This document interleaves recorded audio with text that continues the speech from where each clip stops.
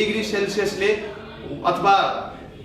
1 unit केल्भिनले बनाउन तिमी खोजिरहेछौ भने त्यसमा जति हिट तिमीले सप्लाई गर्नुपर्ने हुन्छ त्यही सप्लाई गरेको अमाउन्ट अफ हिट नै के हो त थर्मल क्यापेसिटी अथवा हिट क्यापेसिटी हो। र यसको फर्मुला कसरी डिफाइन गर्न सकिन्छ? हामीसँग एउटा फर्मुला के छ? Q = msdt हैन, Q = msdt। अनि यो डेफिनेसनले के भनेको छ त? हामीले चेन्ज कसरी गर्नु पर्यो? 1 डिग्री को चेन्ज हुनु पर्यो टेम्परेचरमा। 1 डिग्री को चेन्ज भनिराछ, त्यसैले सिन्स डेल्टा थीटा = 1 डिग्रीले चेन्ज भइराछ हैन। 20 छ भने 21, 21 - 20 भनेको 1, 22 छ भने 23, 23 - 22 भनेको 1 हैन। 1 डिग्रीले चेन्ज भइराछ, देयरफोर 1 डिग्रीले चेन्ज भइराछ, देयरफोर Q = ms र this is the mathematical form of heat capacity अथवा थर्मल क्यापेसिटी। सो कुनै पनि बडीको हिट क्यापेसिटी अथवा थर्मल क्यापेसिटी त्यो बडीको मास र स्पेसिफिक हिट क्यापेसिटी को प्रोडक्ट सँग के हुन्छ त इक्वल हुन्छ। So Q = ms, this is the mathematical form of heat capacity and it equals to the product of mass and specific heat capacity of the body। र यसको unit हेर्ने हो भने जूल पर केल्भिन SI मा हुन्छ हैन, joule per kelvin SI मा हुन्छ र क्यालोरी पर डिग्री सेल्सियस चाहिँ केमा हुन्छ त CGS हुन्छ। क्यालोरी पर डिग्री सेल्सियस चाहिँ केमा हुन्छ त CGS मा हुन्छ। जूल पर केल्भिन चाहिँ केमा हुन्छ त SI मा हुन्छ। यो चाहिँ थर्मल क्यापेसिटी को युनिट भयो। अनि यसको फर्मुला याद गर्नु पर्यो। Thermal capacity of a body of a substance को सँग बराबर हुन्छ product of mass and specific heat capacity है। कुनै पनि बडीको स्पेसिफिक हिट क्यापेसिटी र त्यो बडीको मासलाई यदि तिमी के गर्छौ मल्टिप्लाई गर्छौ भने अनि बल्ल तिमी थर्मल क्यापेसिटी को भ्यालु भेट्छौ है। अब हामी हेर्छौं water equivalent of a substance. Water equivalent of a substance भनेको के हो है? त water equivalent of a substance भनेको यदि कुनै पनि बडीलाई है, कुनै पनि बडीको टेम्परेचर यदि हैन, कुनै पनि बडीको टेम्परेचर सपोज के रेन्जमा चेन्ज भइराछ, कुनै पनि बडीको टेम्परेचर सर्टेन रेन्जमा चेन्ज भइराछ हैन, त्यही रेन्ज अफ टेम्परेचर यदि हामीले वाटरमा चेन्ज गराउने हो भने वाटरको कति अमाउन्ट अफ मास चाहिन्छ त्यही नै के हो त water equivalent of a substance हो। बुझिनु? Water equivalent of a substance is the mass of water. Water को मास हो। Water equivalent of a substance is the mass of water that will absorb or lose, जसले heat absorb नि गर्न सक्छ अथवा loose नि गर्न सक्छ, lose the same quantity of heat as the substance for the same change in temperature। यदि कुनै पनि सब्स्टान्स म यहाँ बनाउँछु है नि, यहाँ फिगर बनाएर बुझ्छौ।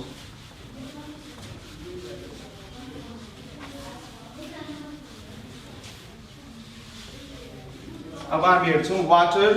Equivalent of a सब्स्टान्स।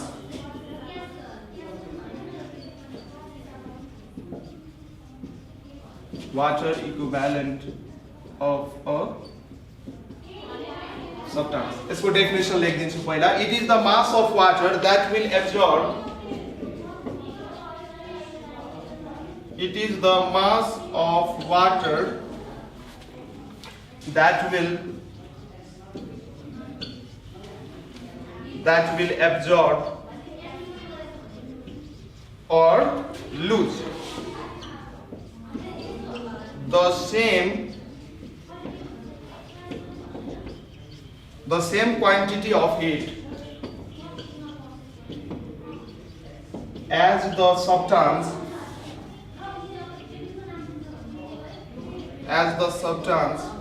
for the same change in temperature, यो चाहिँ यसको स्टेटमेन्ट भयो। अब बुझ्ने कसरी आएर मसँग एउटा बडी छ रे हैन, मसँग एउटा बडी छ। सुरुमा यसको टेम्परेचर थियो θ1। सुरुमा यसको टेम्परेचर के थियो θ1 थियो। यसलाई मैले हिट गरे र यसको टेम्परेचर के भइदियो θ2 भइदियो हैन, र चेन्ज इन टेम्परेचर के भयो त θ2 - θ1 भयो है। एउटा बडी थियो, यसको इनिशियल टेम्परेचर θ1 थियो, यसलाई मैले हिट गरे र फाइनल टेम्परेचर θ2 भयो। टेम्परेचर चेन्ज कति भयो θ2 - θ1। यसमा त मैले केही न केही अमाउन्ट अफ हिट दिएको छु पक्कै। यो बडीले त केही न केही अमाउन्ट अफ हिट एब्जर्ब गरेछ हिट एब्जर्ब नगरेको यसको टेम्परेचर बढ्दैन थियो जनरली हिट एब्जर्ब गर्दाखेरि टेम्परेचर बढ्छ हैन यसले केही न केही पक्कै अमाउन्ट अफ हिट एब्जर्ब गरायो होला ठीक छ सपोज यसले केही न केही अमाउन्ट अफ हिट एब्जर्ब गरायो होला यसले केही न केही अमाउन्ट अफ हिट के गरायो होला त एब्जर्ब गरायो होला अब मास अफ वाटर सिलेक्ट गर्ने हैन जसले चाहिँ अब वाटरको केही वाटरको मास सिलेक्ट गर्नु पर्यो जसलाई चाहिँ यही रेन्ज अफ टेम्परेचरमा तताउँदा यति नै हिट एब्जर्ब गर्नु पर्यो के त्यो वाटरले अब यो बडीले त केही न केही अमाउन्ट अफ हिट एब्जर्ब गर्यो अब वाटरलाई नै केही रेन्ज वाटरलाई नै वाटरको सर्टेन मासलाई किनकि Q इक्वल टु msdt हो नि त Q इक्वल टु msdt हो नि त Q इक्वल टु msdt हो ठीक छ अब यहाँ m भनेको मास अफ वाटर लिने र s भनेको specific heat gravity of water लिने र यो डेल्टा थीटालाई यही रेन्जमा एब्जर्ब गराउनु पर्यो हैन र जति मास अफ वाटर आउँछ त्यही नै के हो त water equivalent of a substance हो so water equivalent of a substance is the mass of water वाटरको मास हो है वाटरको मास हो that will absorb or lose यदि टेम्परेचर बढाउने हो भने हिट एब्जर्ब गर्छ टेम्परेचर घटाउने हो भने हिट लस गर्छ हैन टेम्परेचर घटायो भने हिट लस गर्छ सराउन्डिङमा टेम्परेचर बढाउने भने हिट एब्जर्ब गर्छ so it is the mass of water that absorb or loss the same quantity of heat as the substance अथवा as the body for the same change in temperature कुनै पनि बडीलाई certain temperature change गराउँदाखेरि त्यसले जति amount of heat absorb अथवा loss गर्छ त्यति नै अमाउन्ट अफ हिट एब्जर्ब अथवा लस गर्नको लागि कति अमाउन्ट अफ वाटर रिक्वायर्ड हुन्छ त्यही नै water equivalent of a substance हो am I clear water equivalent of a substance हो यहाँ चाहिँ म मेट्छु र यो डेफिनेसन लेखेको छैन भने स्क्रिनशट ल्याऊ अथवा डेफिनेसन लेख र यहाँ चाहिँ म water equivalent of a substance को म्याथमेटिकल फर्म सिक्छु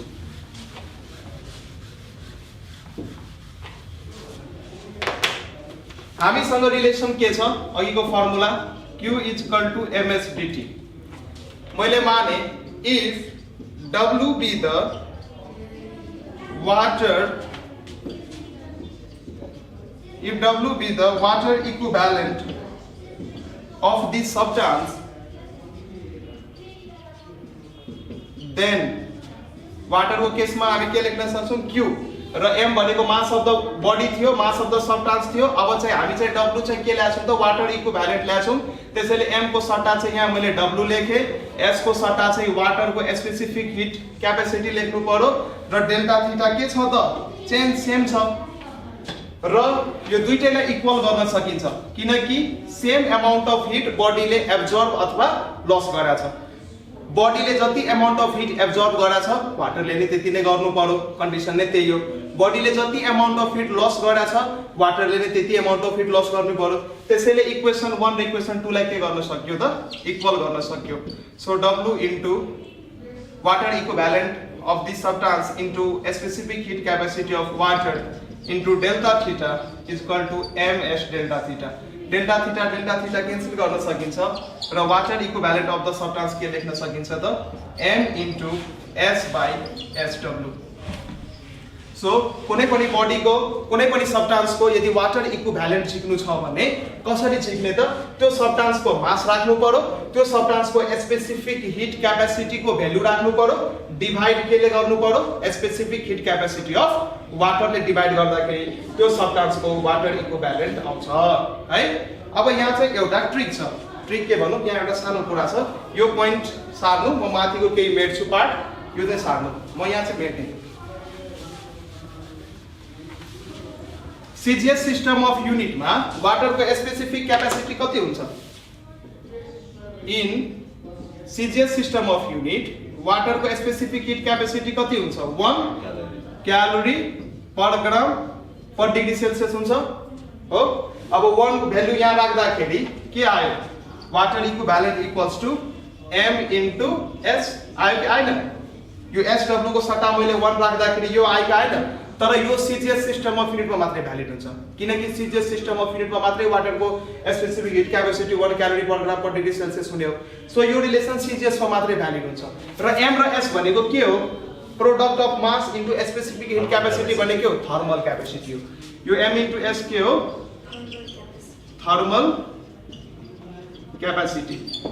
र यो w भनेको के हो वाटर इक्विभ्यालेन्ट हो यो w भनेको वाटर इक्विभ्यालेन्ट हो ms भनेको थर्मल क्यापेसिटी हो तर कुन सिस्टम अफ युनिटमा CGS सिस्टम अफ युनिटमा हो यहाँबाट हामी एउटा कुरो लेख्न सक्छौं water equivalent of a substance यो कुरोबाट हामी एउटा पोइन्ट लेख्न सक्छौं त्यो नै टिप्न सक्छौं है त्यो पोइन्ट हो water equivalent of a substance is numerically equal to its thermal capacity in CGS system of unit है यो पोइन्ट म यहाँ लेखिदिन्छु बुझ्यौ वाटर इक्विभ्यालेन्ट को भ्यालु चाहिँ थर्मल क्यापेसिटी सँग इक्वल हुन्छ न्यूमेरिकली मात्रै युनिट वाइज हेर्ने हैन न्यूमेरिकली भ्यालु मात्रै इक्वल हुन्छ only in CGS system of unit so यो कुरा लेख्न सकिन्छ यहाँ नोट भनेर एउटा कुरा लेख्न सकिन्छ water equivalent of a substance is numerically equal to its thermal capacity in CGS system. CGS system मा CGS system of unit मा वाटर इक्विभ्यालेन्ट को भ्यालु को सँग इक्वल हुन्छ त थर्मल क्यापेसिटी सँग इक्वल हुन्छ न्यूमेरिकली मात्रै अनि कहिलेकाहीँ वाटर इक्विभ्यालेन्ट के हो त amount of water that will absorb or lose same quantity of heat as done by the substance for the same change in temperature हो नि water equivalent so it is the amount of water so कहिलेकाहीँ water equivalent लाई ग्राममा नि नापिन्छ है कहिलेकाहीँ water equivalent लाई ग्राममा नि नापिन्छ र थर्मल क्यापेसिटीलाई क्यालोरीमा नि नापिन्छ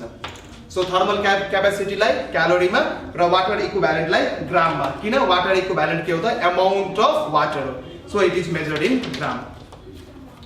अब हामी प्रिन्सिपल अफ क्यालोरीमेट्री हेर्छौं प्रिन्सिपल अफ क्यालोरीमेट्री चाहिँ के भन्छ भने एकदमै सिम्पल प्रिन्सिपल छ heat lost by the hot body should be equals to the heat gained by the cold body hot body ले जति heat loss गर्यो cold body ले त्यति heat नै के गर्नु पर्यो त gain गर्नु पर्यो सो प्रिन्सिपल अफ क्यालोरीमेट्री ले के भन्छ लेख्छु म अलिकति फेरि तिमीहरुको नोटमा केही हुँदैन म भन्छु तर तिमीहरु टिपेन भने गाह्रो हुन्छ म यहाँ लेख्दिदाखेरि जस्ट टिप्छु आई होप सो म यहाँ सबै पोइन्टहरु किन लेखाउँदै छु किन यदि कोही स्टुडेन्ट वीक हुनुहुन्छ जसको बेसिक्स क्लियर छैन जो कलेज जानु भा छैन अथवा कसैको केही आफ्नो छुट्टै समस्या होला क्लासहरु एटेन्ड गर्नु भा छैन तपाईहरुसँग किताब कपी बुक केही छैन भने म जति मटेरियल यहाँ प्रोवाइड गर्छु जति कुरा बोल्छु त्यो सबै टिप्दै जानु पर्यो र मैले बोर्डमा जे कुरा लेख्छु त्यो लेख्दै जानु पर्यो र त्यसलाई वीकली अथवा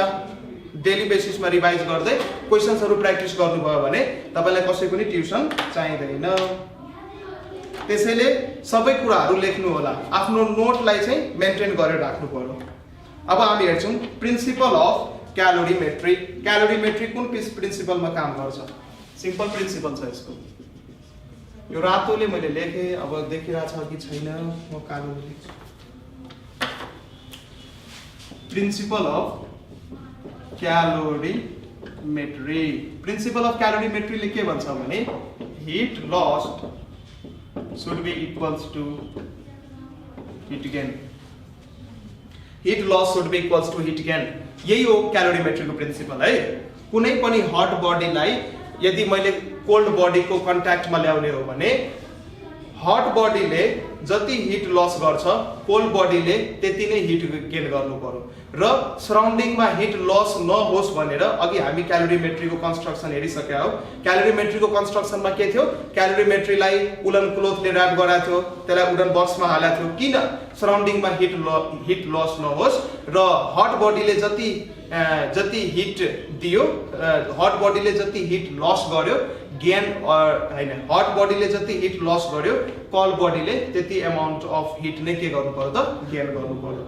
if there is no loss of heat to the surrounding the total amount of heat lost by the hot body is equals to the heat gained by the cold body so this is the simple principle of calorimetry this principle of calorimetry is used to measure a specific heat capacity of different substances हामी यो principal of calorimetry, यो heat loss equals to heat gain जुन छ नि, यो statement हामी use गरेर different सब्स्टान्सेसहरुको के झिक्न सक्छौं त,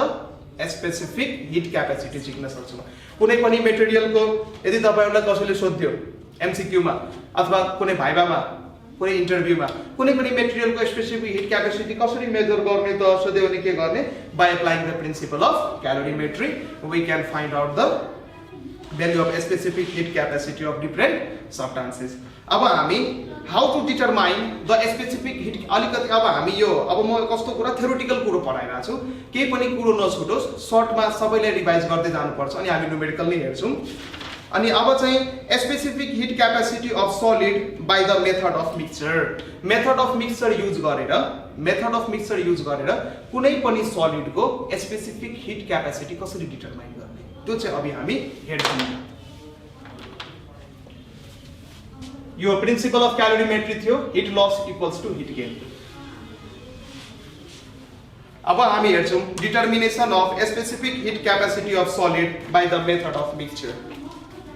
यो थ्योरेटिकल पोर्सन हो, एकदमै सिम्पल छ, म सबै कुरो लेख्दिन, तर कसरी के कुराहरु आयो केही नछुटोस् भनेर म भन्न गइरहेको छु।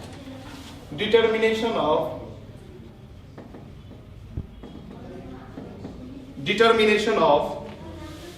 specific heat capacity, determination of specific heat capacity of solid, कुनै पनि solid को by the method of mixture, method of mixture use गरेर कुनै पनि सलिड को स्पेसिफिक हिट क्यापेसिटी कसरी डिटरमाइन गर्ने त। म यहाँ फिगर बनाइरहेको छु, सिम्पल फिगर, तिमीहरु नि बनाऊ।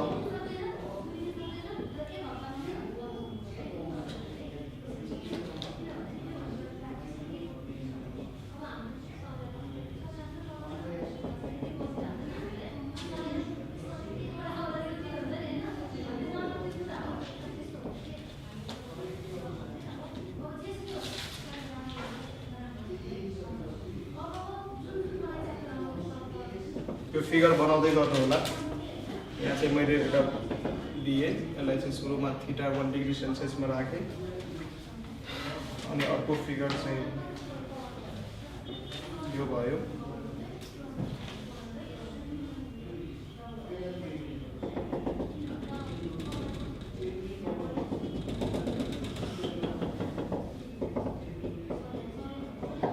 यो भयो,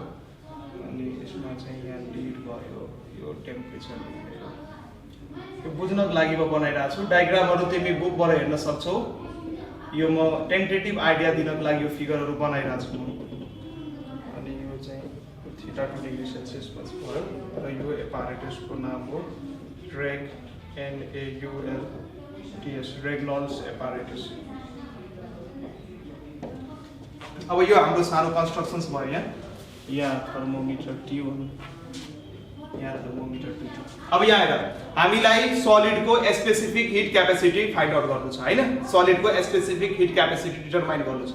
र त्यसको लागि हामीले के लियौं, एउटा क्यालोरीमिटर लियौं है। यो क्यालोरीमिटरको मद्दतले हामी hit exchange, amount of hit exchange calculate गर्छौं। अब यहाँ हेर, मैले के गरे, एउटा मेटालिक बल लिए सानो, यसलाई मैले के गरे त एउटा टेम्परेचर बाथमा राखे। यो चाहिँ मेरो टेम्परेचर बाथ हो है। यसमा चाहिँ मैले एउटा कन्स्ट्यान्ट टेम्परेचर मेन्टेन गर्छु, यताबाट स्टिम पठाउँछु, यो चाहिँ इनलेट भयो, यो चाहिँ आउटलेट हो है। इनलेटबाट स्टिम पठाउँछु र इनलेट चाहिँ यसको यो होल मासमा सर्कुलेट हुन्छ र यतापट्टि चाहिँ स्टिम निस्किन्छ। र यो सेटअप गरेर मैले यो मेटालिक बल्बलाई यो थर्मोमिटर T1 युज गरेर θ1 डिग्री सेल्सियसमा इनिशियली सेट गरेर राखेको छु है। यो मेटालिक बल्बको इनिशियली टेम्परेचर कति छ, θ1 छ। र मैले के गरे, त्यसपछि यो बल्बलाई मैले झिकेर यो क्यालोरीमिटरमा राखे। यो क्यालोरीमिटरमा यो सानो बल्ब मैले हाल्दिए। अब हेर, यो बल्ब सुरुमा के थियो, θ1 टेम्परेचरमा थियो, यसलाई मैले हिट गराएको थिएँ, योसँग हिट एनर्जी थियो। यसलाई मैले क्यालोरीमिटरमा हाल्न बित्तिकै यसले के गर्छ त, आफ्नो हिट क्यालोरीमिटरलाई दिन्छ। यो सानो बल्बले आफ्नो हिट क्यालोरीमिटरलाई दिने भो र यसले दिएको हिट कसले एब्जर्ब गर्छ त, क्यालोरीमिटर प्लस क्यालोरीमिटरमा भएको पानी हैन, दुईटैले एब्जर्ब गर्छ। क्यालोरीमिटरमा पानी छ नि, यहाँ क्यालोरीमिटरमा पानी प्लस यो क्यालोरीमिटरले दुईटैले यो बल्बको हिट के गर्छ त, शेयर गर्छ। अब मलाई यो जुन मेटालिक बल्ब छ यसको specific heat capacity find out गर्नुपर्ने हुन्छ र यो जुन हामी एपारेटस सेटअप हेर्दै छौं यसलाई चाहिँ हामी रेग्नॉल्ड्स एपारेटस भन्छौं के भन्छौं रेग्नॉल्ड्स एपारेटस रेग्नॉल्ड्स नामको साइन्टिस्टले फाइन्ड आउट गरेको हुनाले यसलाई चाहिँ हामी रेग्नॉल्ड्स एपारेटस भन्छौं र यसमा के प्यारामिटरहरु छ लेख फर द अनि नोट नि कम्प्लिट हुन्छ मास अफ सोलिड मैले कति मानेको छु मास अफ सोलिडलाई मैले m1 माने यो जुन सोलिड छ नि यो सोलिडको मासलाई मैले m1 माने तिमीहरु नि नोट कम्प्लिट गर मास अफ सोलिडलाई मैले m1 माने र mass of calorimeter mass of calorimeter plus stirrer यसलाई मैले के माने त m2 माने अर्को मास अफ वाटर लाई मैले m3 माने यहाँ जुन पानी छ नि यहाँ यो क्यालोरीमिटरमा जुन वाटर भरा छ नि यो मास अफ वाटर हो यसलाई चाहिँ मैले यो चाहिँ मेरो वुडन बक्स हो यो चाहिँ वुडन बक्स हो यो क्यालोरीमिटरको कन्स्ट्रक्सनमा